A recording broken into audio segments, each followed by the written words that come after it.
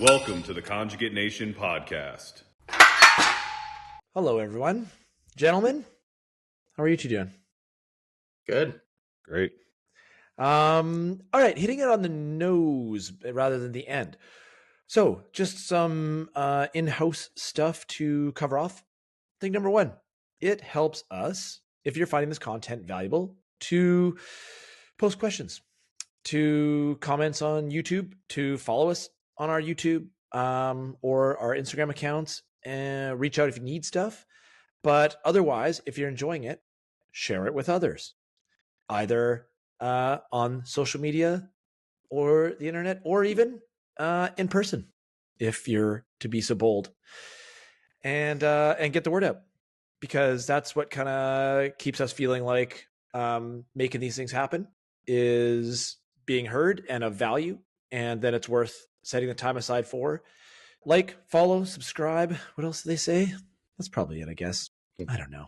None of us know.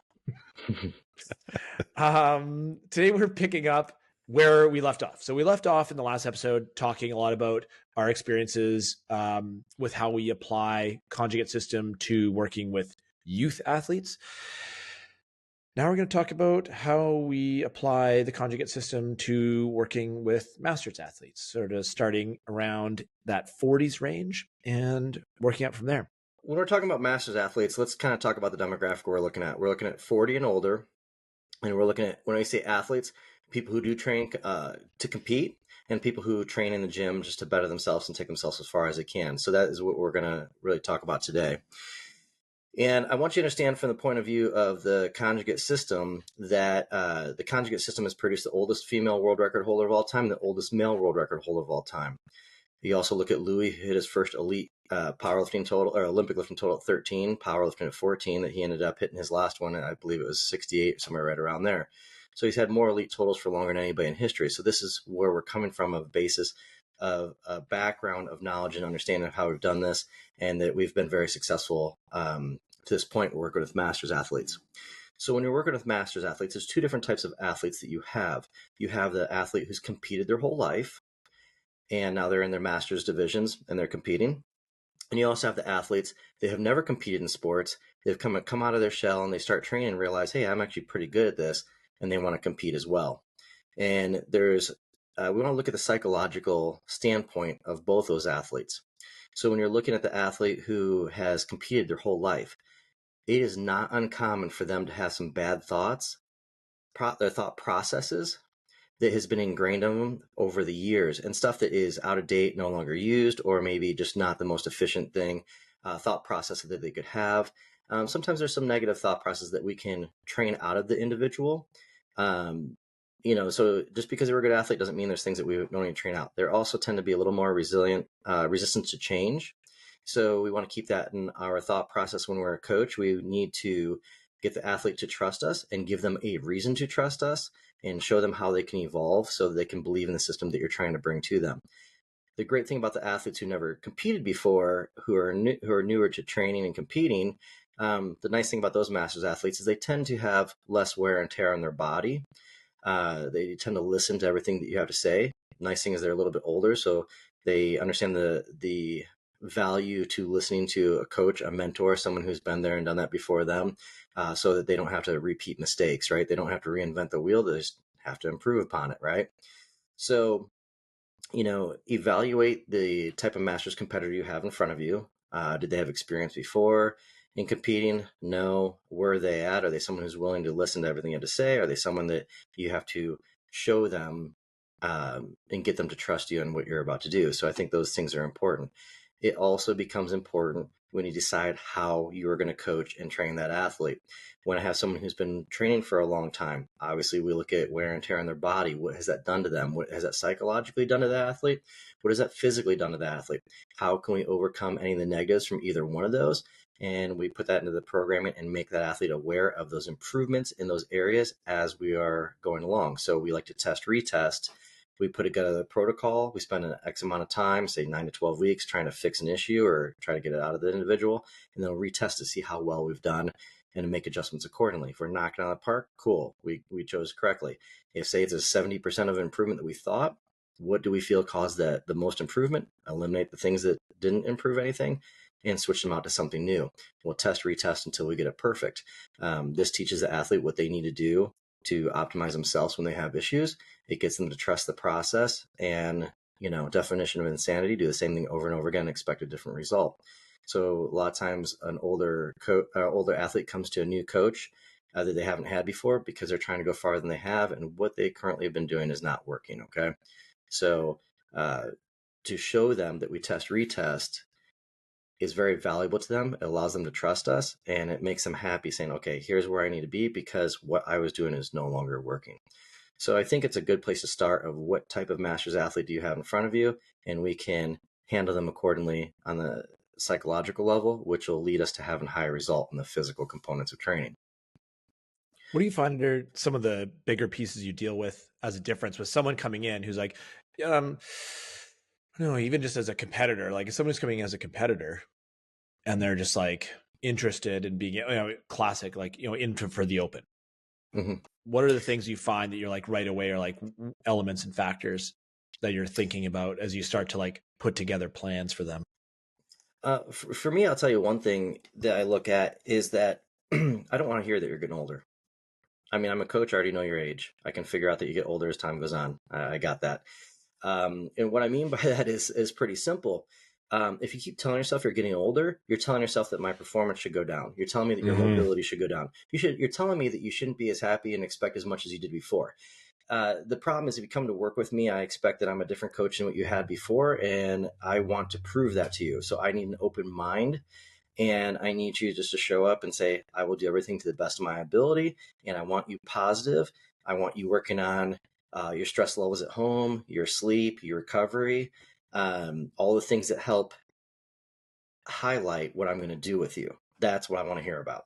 I don't want to hear any comments about being old. That means nothing to me. Okay. Because that's going to get in the way. All right. And I don't want that thought process. I want an open mind to see how far you can go, because that's what we're about to do. What about you, Chris? Well, I mean, I think just to build off that, there's that positive mindset in general. Like if you're constantly telling yourself you're old, you're going to feel old. If you're constantly, giving yourself excuses of why workouts didn't go a certain way, whether you're a master's or not, like, it's important to take, self-reflect on what's going on, but keeping a positive mindset and focusing on the things that you can do is an important part. And especially for masters, I love this field. I think this is one of the most rapidly growing, fields in our industry, which is super cool because there was a stigma that, old people weren't supposed to pick up weights. And now you're seeing all sorts of cool things. Jack LaLanne did it first and did it best. And now all of us are trying to really kind of, like, hey, just because I'm 40 doesn't mean I have to stop training. And in fact, it's the exact opposite.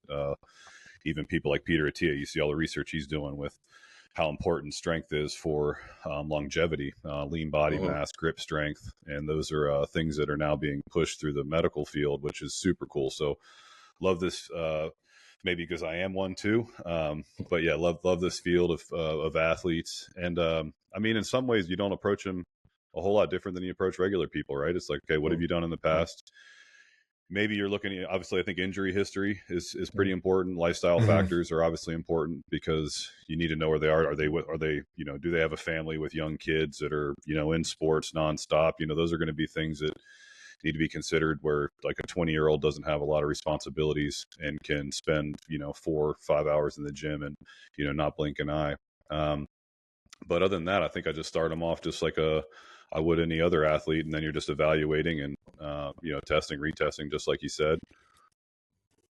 Oh, good. I was going to say, it's really true. Like with them coming in, I mean, if they're dealing with like recovery issues, if they're dealing with mobility issues, I mean, people are dealing with that even in their like teen years with the decisions they make. And I think one thing that I've talked with masters about for sure is I would end up being younger when I worked at Rapid Tech. So I was always on the young end, and you'd always get comments about, well, I wish I recovered like I did in my teens from people who were in their early 20s. And you get to your 20s and then someone in their 30s like, oh, it must be nice to still be in your 20s. Oh, if only.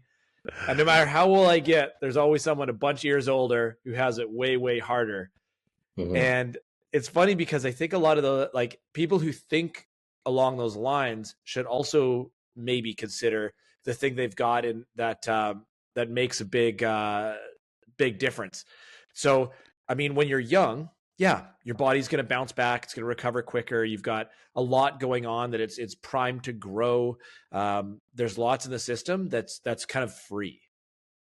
But that athlete is also, or that even as a non-competitor, that age group is generally making decisions that they have less options than you do as you get to that master's age. So master's athlete can be like, man, my shoulders are just so tight, my traps are jacked up, and they can decide I'm going to go see a physical therapist or go for a massage, and they can drive themselves there, and they can pay for that treatment, and they can come home. Versus a teenager is like, it's their parents' money that they're probably spending on this. They may or may not be able to get themselves there. They may or may not have the experience of how to search these things out. They may not have the knowledge about, should I go for physio or should I go for massage? There's a lot of these pieces that get added in along the way for a master's athlete, that they have a lot of experience. They have a lot of skills that they've developed, where a young person has a lot less of those options. Often the youth is in general going to be up later at night. And they can affect their recovery off the, time that they're committing to sleep versus, the older you get, or sometimes that opens the door to like put more emphasis or effort or appreciation for good, like sleep recovery or sleep hygiene, whatever they're saying now. And so there's a lot of things that, yes, youth have advantages in some aspects, but also master's athletes do have a lot for them that's really positive. I mean, for myself, I'm infinitely more capable of taking care of myself as an athlete at 43 than I was as an athlete at 23. Zero question about that. And the reality is I'm stronger. Like, I'm a much stronger, more successful athlete now than I was then. So with those things, like Shane said, like, I mean, not wanting to hear about the age piece, yeah, I think that's actually really important. I think it's a big deal. Like, I mean, young people deal with injuries, old people deal with injuries.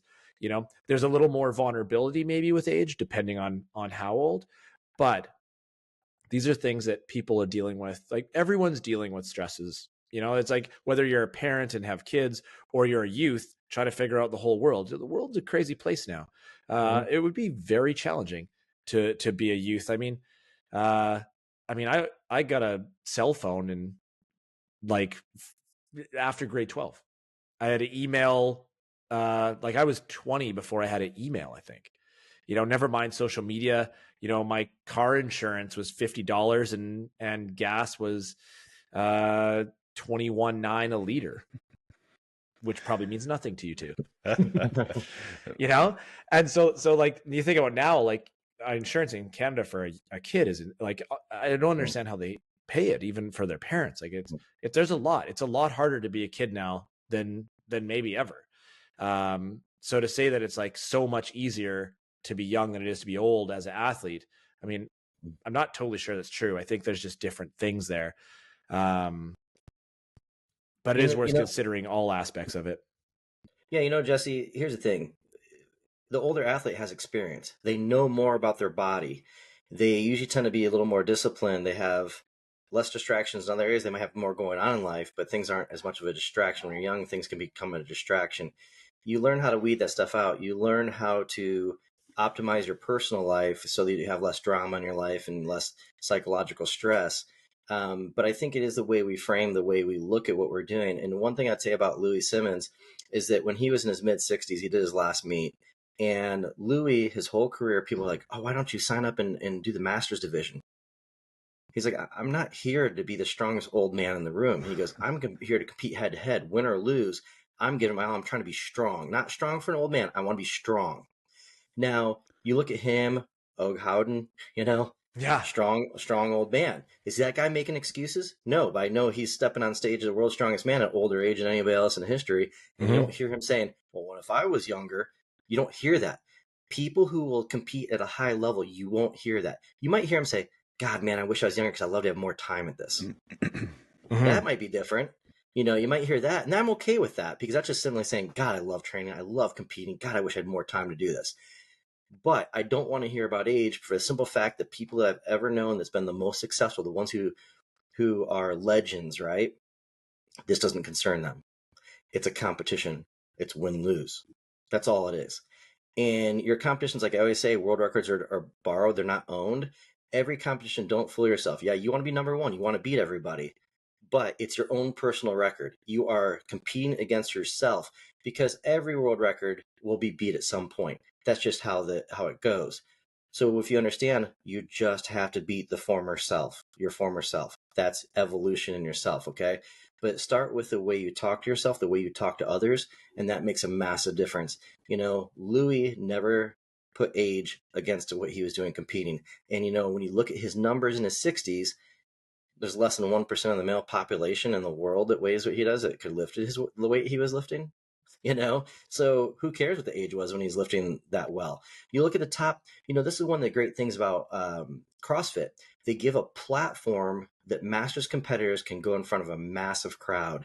They are getting people cheering for them, in their competitions, and they're getting a feeling of being in a stadium that is almost unheard of for a masters competitor, right?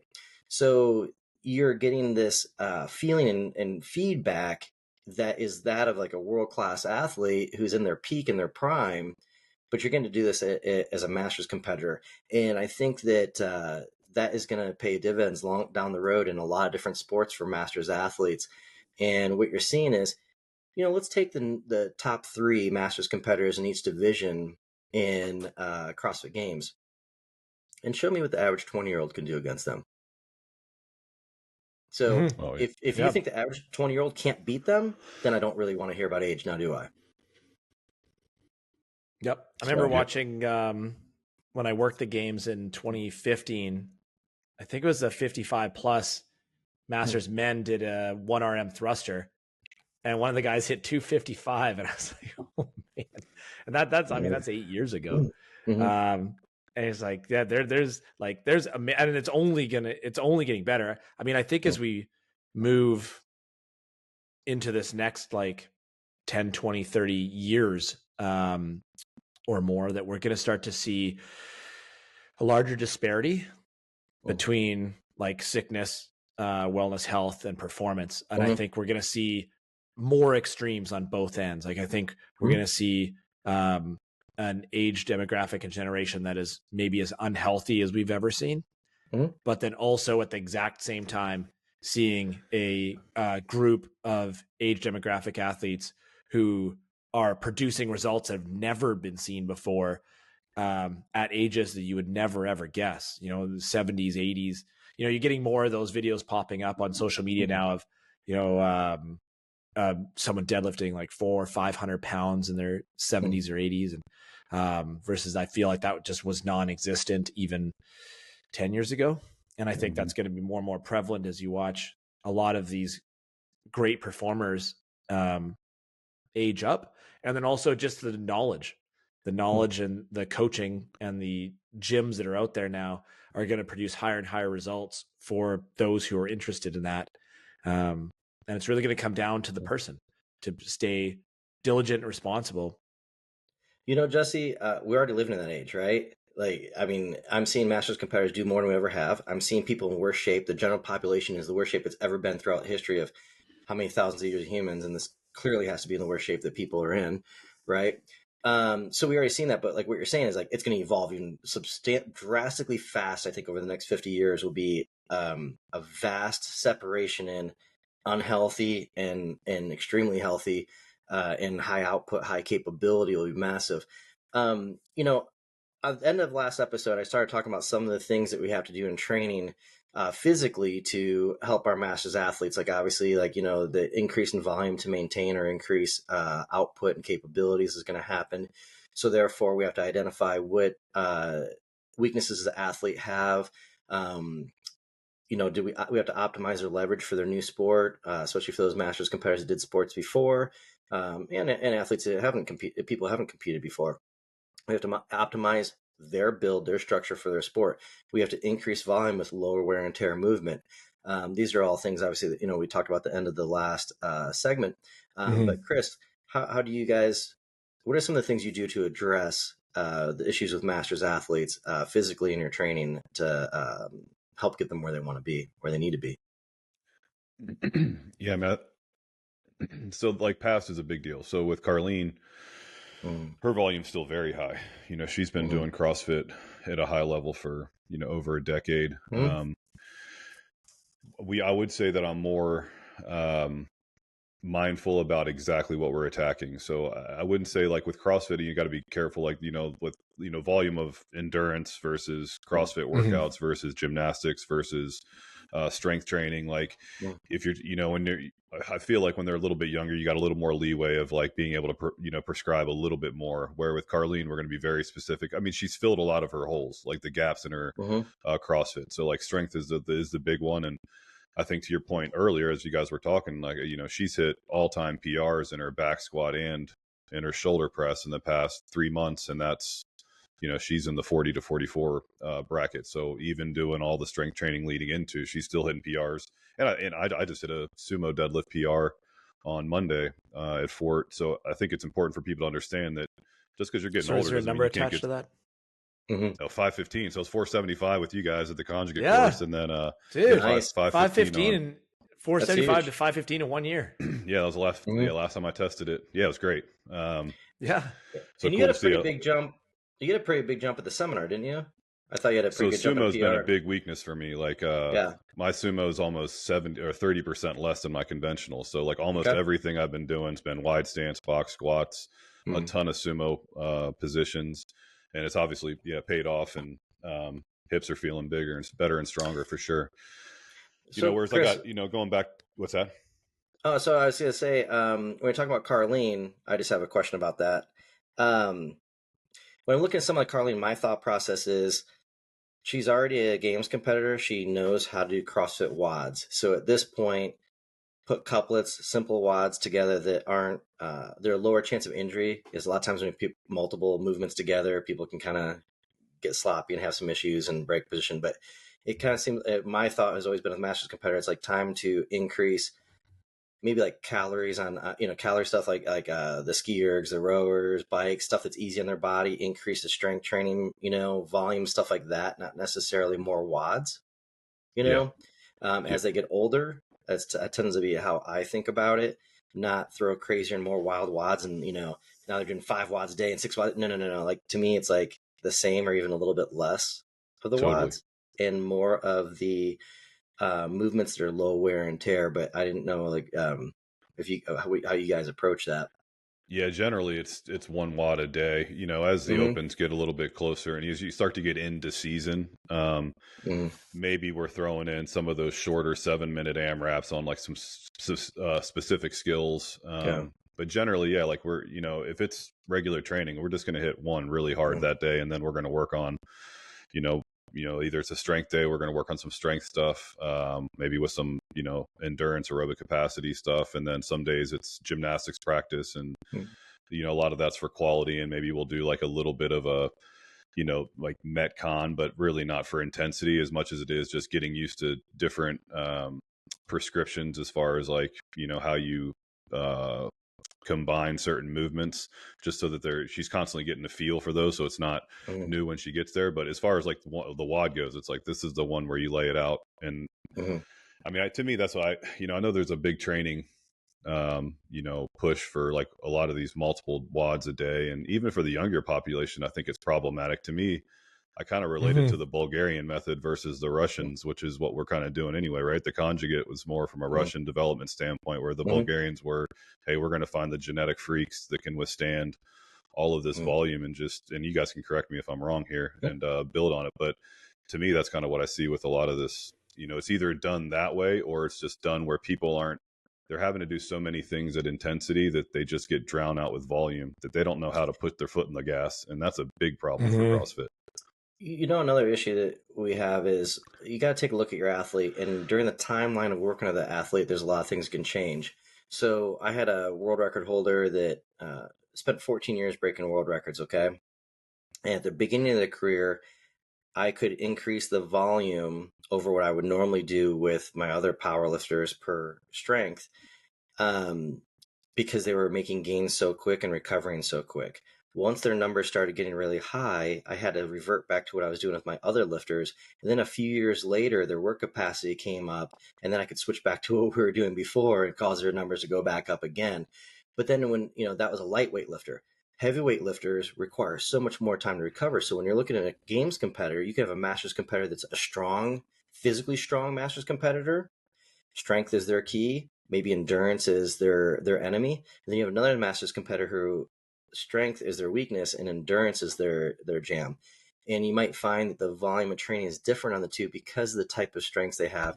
Maybe that the strong athlete can squat 150 pounds more. So when they work up to a max, it's 150 more pounds in the bar, maybe 2 or 3 more heavier attempts. And because that their accessories are heavier. So you also have to take a look at what type of athlete do you have in front of you. Do you have that endurance athlete? Do you have that technique skilled athlete? Do you have that strength just that powerhouse, right? And that can affect things because our big lifters cannot do nearly as much volume as our lighter weight lifters can at all. I'm sure, Jesse, you have some thoughts on that too. Yeah, I think that's true. But same as it would be if they were like, regardless of age, right? Like if just like 100%. if they're biased towards, like if you're weighing them in on those, like, CrossFit's 10 components of fitness, like you're more likely to see, especially the older like population, that mobility would become an issue. But I mean, if you find them on someone young, you're going to treat the same way. We're like, hey, look, like if you're watching someone who's 65 doing a back squat and they just can't hold position, it's got to be addressed the same way it would be if they were young and they can't hold position. The difference is it's just more common to see it with age, because at that point, even without like it just being like a lack of mobility over a lifetime, or the accumulation of like a job where they've sat forever, or injuries along the way, for sure. Like, I've definitely got a bunch of stripes from surgeries and stuff that's got just torn, and because of that, there's a lot of work to do to maintain the capacity to continue to train hard. But the reality is that at any age, I'm going to have to deal with these things, and dealing with them logically or intelligently or with purpose is like the big difference. I feel like that ages up with that population is just like, as that population gets older in the gym environment, I feel like we're still looking for the same things. Like, are they capable of the range of motion? Are they moving well? Are they moving consistently well over sets and reps, or volume over intensity of time? And then we push the intensity on the things that we can, and we draw back on the intensity on those pieces that aren't quite there. Like Chris said, like being very thoughtful about, we're not going to program in probably 50 plus muscle ups into a workout for master's athlete, because you would have to have a really good reason for why. You have to be, and that's the thing, is as a coach and the programmer for those athletes, you need to be very thoughtful about being able to answer why you're choosing the things you're choosing for movement selection, and assembling those into workouts or training sessions. And then you've also got to be very cognizant, because an injury at a later age is going to be different than an injury at teens or 20s, right? And that's where, like, man, it's the recovery time can be much slower, require a bunch more. But again, it depends on how the athlete handles it. One of the things that I've been thinking a lot about the last couple years as I roll into those like early 40s has been, how can I be more responsible with my restoration and recovery? And picking up the spare there. And that includes, and I would say with nutrition would be part of that. So I one of the things that my mind is focused on over the next 10 years is trying to get the maximum effort out of that to balance out what people are being lazier about at a younger age to stay competitive against much younger athletes. So being able to be like, hey, look, I'm, when I could get away and have, terrible a whole weekend of bad food 20 years ago, now I just am like, don't do that. And just being able to like remove booze entirely from the equation. I just feel like it feels There's like maybe that's something worth leaving behind along the way. there's no That you point. just get There's to no an point age in where it. it's just like, yeah, it just doesn't become valuable. None of the science makes it sound like it's a great choice. It has no positive effect on performance. Like those sort of things. So if you can make changes like that, I think you can steal a lot of good recovery, right? Sleep recovery, how you recover the body, like, turning over. I do a lot more now, post workout. So we'll do, like, I mean, low body days for us, we're doing echo bike sprints. So the last thing we finish out with is we'll do 6 cals for guys, 5 cals for girls, echo bike sprints, hard as you can go, and then light and easy for the remainder of the minute. And we do that on the minute for those 5 sets. And what it's come back with is it just pushes a ton of blood, and the recovery in that 12 to 24-hour range is much, much higher. And that's So just one of the pieces that we've sort of added in to speed and improve that recovery. So what Jesse's saying, everything I agree with, and I like what he has to say. The thing is, just like CrossFit says, training doesn't differ in kind. We're not changing the type of training we do with masters competitors. What we have to do is, it's more beneficial for a masters competitor who has a more experienced coach, though, because we know how to make changes faster, and we have multiple variations and changes. One thing I can say is, like, when you look at, like, say, a sport, I use an example like boxing. And when Conor McGregor got beat by Floyd Mayweather, they were interviewing him, say, what did he think? How did about the match? And he goes, well, he showed the type of champion he is. He goes, a champion is someone who can make more change than everybody else. He said, I made an adjustment, he made an adjustment, I made an adjustment, he made an adjustment. He goes, I made 9 adjustments. After that, I didn't know any more adjustments to make. He goes, but he did, and that's why he's the champion. So as a masters competitor, we have to have the more variety to us as a coach. We have to have the ability to make more changes, because while we're not going to train the individual differently, we might have to have more options available for that athlete. And what I found for me as I got to get older, there is some therapies that work phenomenal for me. There are some therapies that don't work well for me, but I've seen them work well for others. So I will still prescribe them to somebody and have someone try them. Just because it doesn't work for me doesn't mean it won't work for them. So if I see anybody have great success out of it, it's on the table still, even if it didn't work for me. Okay. But so what Jesse's doing, we always do finishers, right? We talk about like 100 band push downs and, something for time or something for high rep to flush a lot of blood in the area. That doesn't mean it has to be a barbell or a band or a dumbbell or a, weightlifting movement. So it's a leg day, and he uses an air assault bike or an echo bike or whatever he wants to use for those short rounds. It is the same principle of what we were doing before, right? So we have all these varieties. Like, it's literally limitless what we have available to us. It's just, what we don't want to do is, we don't want to take too long to make an adjustment for those masters competitors. So we have to be on it. The minute we see something not working the way we want, we need to make an adjustment quick. Okay. I don't want to sit there and go, oh, their mobility looks like it's getting better, I'm going to still have them keep squatting, their knees are caving in real hard. No, the younger athlete might get away with it, may have more pliability in their joints. The older athlete doesn't have the pliability, as much pliability in their joints. So what we're going to do is, we're going to make an adjustment in their training, put into movements so they don't break position, use the accessories to fix it, and once in a while come back to retest. And when I go to retest, if there's a 50% improvement, well, it's not 100% improvement. They're still in a bad, potentially dangerous zone. Go back to our accessory movements and adjust in the type of main movements that we do. And then we'll retest until it's cleared. Once I can do it perfectly, game on. That's one of our movements for our maxes. We can do that now. Everything's test, retest. We always come back to it. We adjust our game plan and go forward. That has to do with our nutrition. That has to do with our recovery, whether we're using a physical therapist, a massage therapist, we're doing dry needling. It doesn't really matter what it is, right? If it doesn't work for that individual, get rid of it, try a different therapy. It's okay. If it's my favorite therapist and I get so much out of them, but someone else doesn't get as much, that's all right.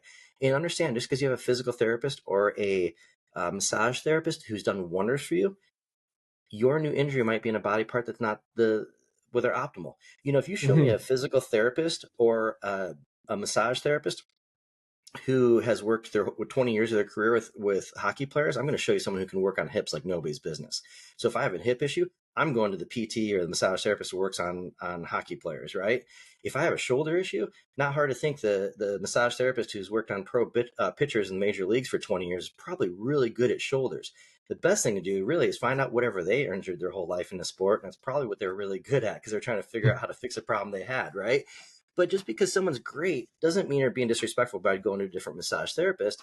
There's been points of time I had a massage therapist that I had to work just on my neck only, because that's what she did really, really well. I had, at the same time, I knew if my shoulder felt one way, I had one massage therapist to go to. If I had another feeling it, I had another massage therapist to go to. So, be aware of what you're getting out of these therapies. And as a coach, we want to start thinking immediately. The first time I see a movement quality that I don't like, I'm putting together a game plan to fix it. And we are going to have a timeline of how I'm going to retest that, because I want to clear that as fast as possible and regain that capacity of that movement, right? So this is where the more experienced coach comes in and really pay dividends for the masters athlete, because we don't really have the space and room to mess up, because it does take longer for them to recover from an injury. But there's no disadvantage when I talk about masters competitors. Like Jesse said, these are people usually more disciplined in life. They've learned a lot from mistakes in life, and so they don't want to reproduce those mistakes. They tend to be usually a better financial position, so they're more likely to be able to get the therapies they need and want and understand the importance of them, instead of just going, oh, yeah. And that person goes, yeah, I know I should get it, but maybe some other time. Now, the masters competitors aren't going to be wired like that. So I don't take it as a disadvantage to be a masters competitor. I'm not saying, obviously, we're not seeing 60, 70-year-olds going head-to-head with open games competitors. That's not the point. But when you're seeing something, 40, 50, 60-year-olds, you put them against the general population in their 20s who think they're in shape, and you're going to see a lot of people get slaughtered by these masters competitors. They can do some truly epic and amazing things. But, to me, everything has to be calculated, and everything's an assessment. Every single movement, every single step is an assessment. And then I might find a way to get them better at their sport. And then the minute I find, okay, wow, we're really picking up a performance right now, my second thought is, how can I achieve the same result in performance with less wear and tear in the body? Can we change some movements out? Is there anything we can do to lower injury rate? So Jesse gives you a couple different things with that 5-cal bike. He gives you blood in the area, carries nutrients and hydration, allows the tissue to glide better, allows it to recover faster, right? This is a recuperation method. But also there's a cardiovascular component to it. And when you're looking at CrossFit Games competitors, masters competitors don't need it because of all the other stuff they're doing. But for a power lifter, you take a lot of your masters power lifters, and a lot of them don't do cardio. A lot of them don't do conditioning. That right there would be a massive improvement for them, even just in their cardiovascular health. And it's something that needs to be done. We also will do a couple days a week of zone 2 cardio. It is just simply for heart health, a low stress on their body heart health. Now, I don't consider that a recuperation method. I consider it just something for heart health, cardiovascular health, okay? What Jesse does, I consider that something that can help components of your cardiovascular system, help you recover faster in a powerlifting meet. But I look at it as a phenomenal way to help with recovery, while not taking any more time for an athlete to add some kind of cardiovascular component to their training who normally doesn't. And somebody's like, well, that's only 5 minutes. It's 5 minutes more than they've ever done before, so I'll take that 5 minutes, could turn into 10 to 15, and it could turn into something longer term. It's easier to buy them in on that 5. So I really like what Jesse does with that. Yeah, we've started to use way more EMOMs for our lifters on those Tuesdays, Thursdays, otherwise accessory days. It's the last year or more now, I think we've started implementing and machines. So everything from ski-erg, bike-erg, rower, echo bike, all those are pretty fair game. We have a stepper and the air runner as well.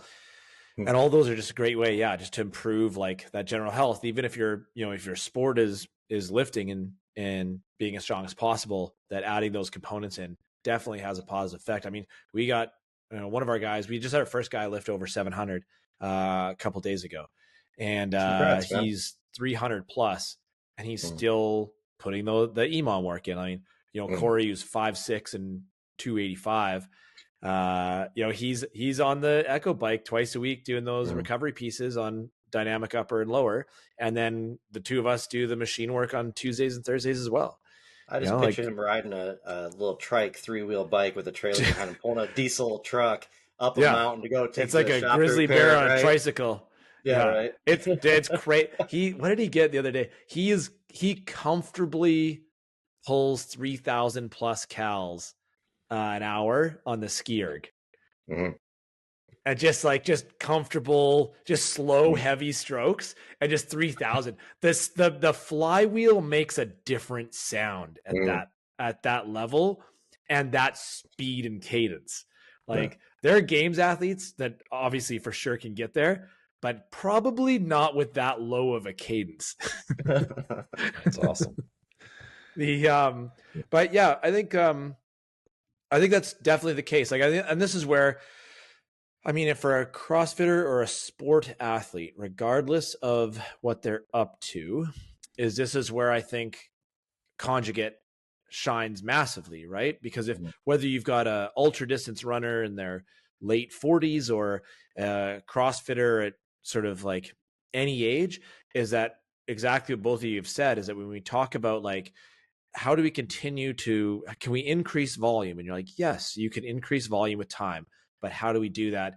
And that's where being able to lean on accessory work and stuff that not so much compound movement or those dynamic movement options, like having a box squat where we can really fix and control that bottom position, adding bands and chains to the bar to produce force velocity, and developing that explosive power that way, instead of just having our only option be more snatches, more clean and jerks, more box jumps where the exposure is substantially higher, and the demand on the shoulder joints is also, or the demand on the joints overall is also much higher.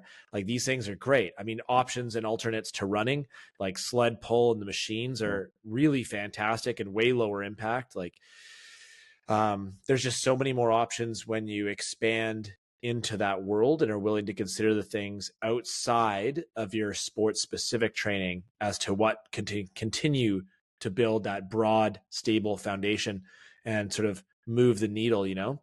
Yeah, Jesse, think, that you nailed it on the head when you're like, my thought was I would start with calorie machines and sled dragging. And then sled dragging goes up. I know on my lower body movements, I can go maybe from 3 sets to 4 sets and accessories. And with my ski erg and rowing go up and I increase the capacity on that over time, I can go from maybe 3 sets to 4 sets and accessories. I don't have to worry about the compound movements, right? And stuff like sled drag, walking to the sled is real easy on our body. Rowers, ski ergs, bike, all easy on our body. We can translate those into accessories, but we don't increase volume on our main compound movements, okay? That's not what we're increasing. So, Jesse just nailed it, and that's exactly what we do want to do. That's where I said I think about what are low wear and tear movements. Walking with the sled is low wear and tear, but you can increase your volume on that, and then look at your finishers. Maybe do 100 band pushdowns. Maybe start doing between 150 and 200. And eventually, your finishers are 200 reps instead of 100 reps on average, right? You end up doing say you do 4 sets on a sled drag on Saturday. Now you do 5 sets. Maybe you did it 1 day a week. Now you do it 2 days a week. Over time, maybe you're 3 sets on each day, and maybe you go to 4 sets on one day, 3 sets on the other, and then eventually the other day is 4 sets also, and eventually you might add another day. And you have plenty of space to do it. You will, as you get older, you get more and more efficient. You usually spend less time talking. You're usually on time. You're a little more organized, and you can just translate into being very efficient at your day in the gym. Realize your day at the gym, the workout's not just the amount of time you spent working out, right? It is, you showed up to the gym. Oh, did I forget my water? Did I forget my pre-workout? Did I not eat what I was supposed to? Now I got to grab a meal real quick and I'm going to wait. Were you prepared before you got there? Once you get there, how long does it take you once you step foot in the door to start warming up? Are you optimized on your rest periods? All these things are important. Are you sitting there talking to someone for 20, 30 minutes when you should have been working out? Are you elongating your rest periods? Because you might say, I don't have time for that. No, the way you currently run your program, you do not have time for it. But if you properly ran your program the way you're supposed to, and you were optimal in your schedule once you got there in your priorities, you might find you have time for this, okay? And then you have this extra volume in, and you might even still make it out in a faster time than you were before you had that extra volume in. So don't automatically think, well, I don't have time for this. First thought is not, do I have time for this or not? Your first thought is this what I need? Do I need to increase volume? What do I need to work on? What am I deficient in, and how can I optimize my schedule to optimally get through this additional volume? and minimize the impact of additional volume on my day. I think we see a higher adoption of conjugate with masters athletes, especially recently. And I know even from like an HQ standpoint, obviously CrossFit, and for me, still CrossFit's my thing. Like that's my priority.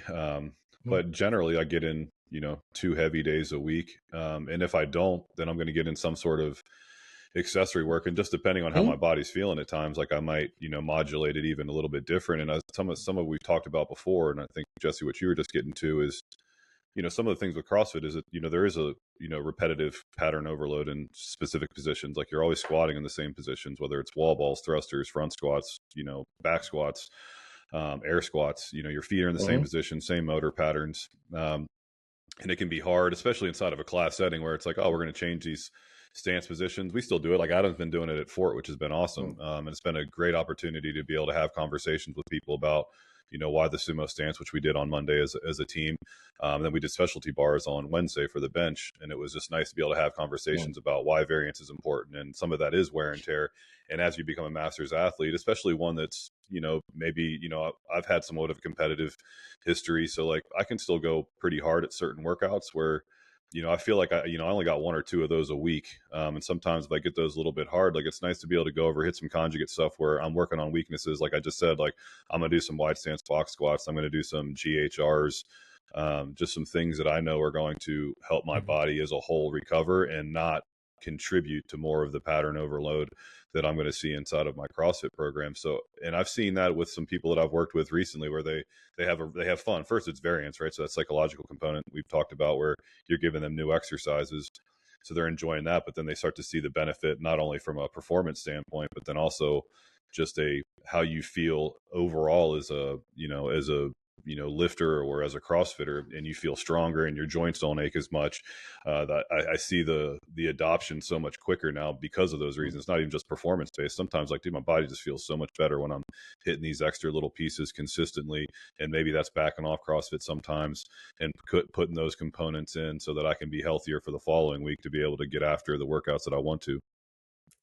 Chris, we sit there, and obviously, if you guys are watching this, obviously we believe in the conjugate system. We believe it's the optimal way to train. Otherwise, we wouldn't be here in front of you guys, right? So Chris said something pretty interesting, as he said, you're seeing obviously a lot of conjugate in the CrossFit games. I mean, look at how many CrossFit champions train the conjugate system, right? But he said he's like, you're seeing it more and more in CrossFit, but you're also seeing it really, he's like, in masters athletes. And in my opinion, there's a reason why, because you don't have many other options. When you get older, you find that your error of margin is smaller because the potential for injury goes up. So your margin for error gets smaller, right?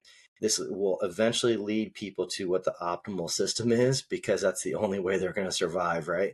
So I think that's where you're seeing even a higher level of people doing conjugate at the master's level, because like when Chris says, hey, I have been feeling a little rough, a little beat up because maybe I'm doing a lot of work for HQ lately and I haven't been able to really concentrate on myself, and I've been traveling and doing whatever. So when I have those days, I might have to skip the compound movement, but I'm still getting the accessories in, because he knows the accessories are going to get what's going to get him back to that compound movement the fastest.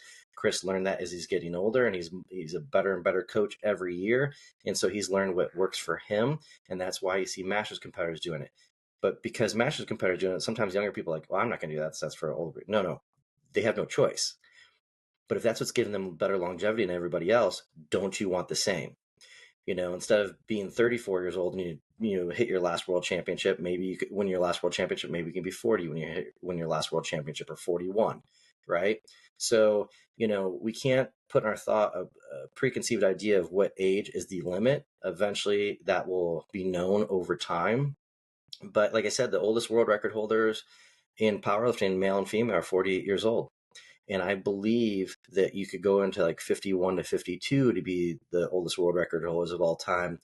From what we know now, to got to 48. There's higher technology, because people like Chuck Vogelpohl, he was at Westside when there was a lot of experiments going on. And so that guy has put himself through the ringer, right? He trained with the utmost intensity. But if you took what he knows now compared to what he knew in his 20s, he could create a lot less wear and tear on his body throughout that career. And it's not hard to think that wouldn't add years to the timeline for him to be able to hit more world records. Okay. So just because no one's done it yet, that's the whole point of evolution, evolving our training, evolving our recovery, evolving our recuperation methods and our therapies, is so that we can compete at a higher level for a longer period of time. Okay. So don't worry about time in the sense of, okay, well, the oldest world record holder is this age and I'm only one more year away. I got one more year to try to do this. Don't worry about it. What you need to worry about is, how can I get the most out of myself with the least amount of wear and tear? Optimize my training. You always hear us talk about optimal. Okay. And that's what we're here talking about. Totally. Yeah. Actually, I just wanted to check on that because I was like, oh, I wonder how old Matt is. So Matt, who pulled that 702 on Monday, he's 47. Damn. Nice. And came from a climbing background. Whoa. Right? It could be world's strongest climber now, yeah. World's strongest tea shop owner. Yeah, that for sure, right? Yeah, Matt Lucas Tees, world's strongest tea shop owner. That's awesome. There you go. Should we wrap it up there, fellas? Sounds good. Okay, cool. We'll leave it there. I did all the spiel at the start about like us. Just like us. Why is it so hard? We're super likable. Otherwise, we'll be back. Cheers, boys. Thank you. Have a good one. Conjugate Nation Podcast.